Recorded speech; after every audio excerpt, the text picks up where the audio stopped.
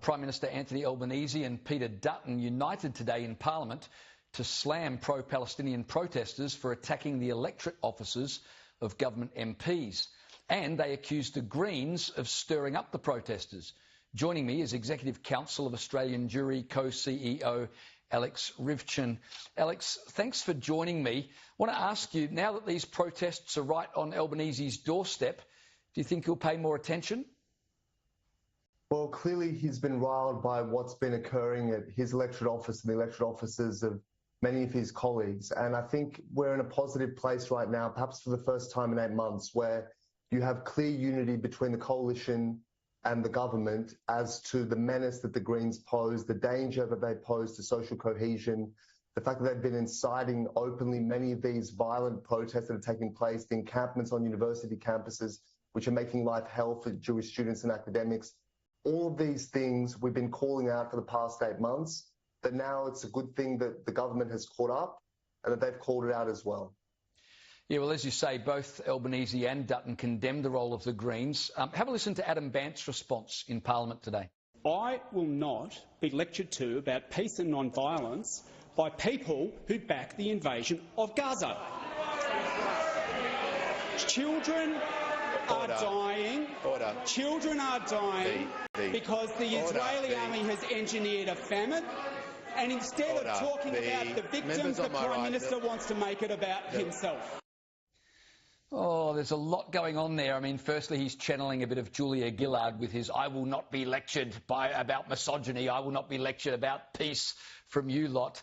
And then he goes on to not condemn the protesters who I mean, the Prime Minister hasn't been able to go to his own office, we found out today, since January because of threats and protesters. We had other government offices covered in red paint, etc., etc. It shouldn't be too hard for the leader of the Greens to simply say it's not on, it's not Australian, it must stop. But instead, he's got to turn it on its head and make it all about genocide in Gaza. Well, Julia Gillard is an honourable person, but Adam Bandt, I think, has shown himself to be far from that. And this is a man who, in the last week or so, was asked point blank, is Hamas a terrorist organisation? And he couldn't bring himself to say overtly and clearly, yes, they are a terrorist organisation. This is a man who has no credibility to speak on this issue, who has taken every opportunity in the past 8 months to divide, to spread disinformation, which he did right there, you know, with this lie that Israel is engineering a famine.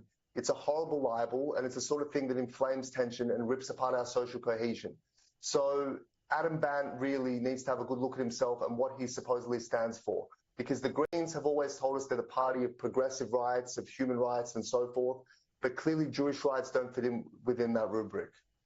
Yeah, I always thought the Greens were about, you know, saving eucalyptus trees and koalas, but how wrong was I? Incidentally, any chance of a hung parliament where the Labor government have to deal with the Greens, that certainly seems shot now, or you would at least hope so. So maybe that's one of the good things that comes out of this. Let me talk to you about universities, because right across the country, they've been swamped by anti-Semitism as pro-Palestinian protesters continue their encampments. Now, Jewish students have been harassed. Many have stopped going to class, full stop. Sky News exclusively revealed that there are now expressions of interest being sought from academics and students, these are Jewish academics and students, to join a prospective lawsuit against Sydney University for alleged anti-Semitism following the October 7 attacks. Alex, how much interest is there in this lawsuit? And, gee, it's a sad day when it's come to this. There'll be no lack of individuals who have terrible stories to tell, who have been brutalised and harassed and intimidated. I hear all the time from Jewish students at Sydney University in particular, but other campuses around the country, who go to university to participate in social life, to study, to advance their lives and their careers, and they're being bullied and harassed. They're sitting in the lecture theatre and in-storm protesters and start haranguing them.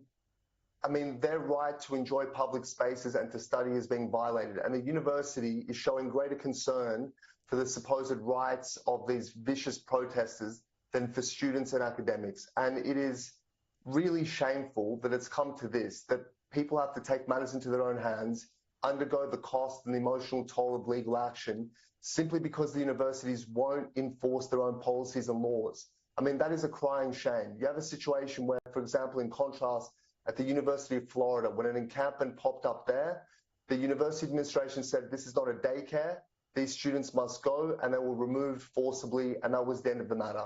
But here we see these pathetic attempts to negotiate, and as a result of that, it's sending a clear signal that anti-Semitism is a permissible form of hatred.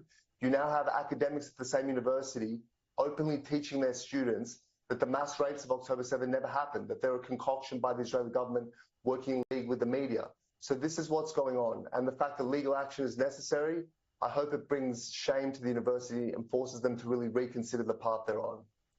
Yeah, well, I mean, you're quite right. Last week, Mark Scott, the Vice-Chancellor at Sydney University, he made an offer to the protesters. Would you accept this in return for closing down the camp? And they immediately rejected it.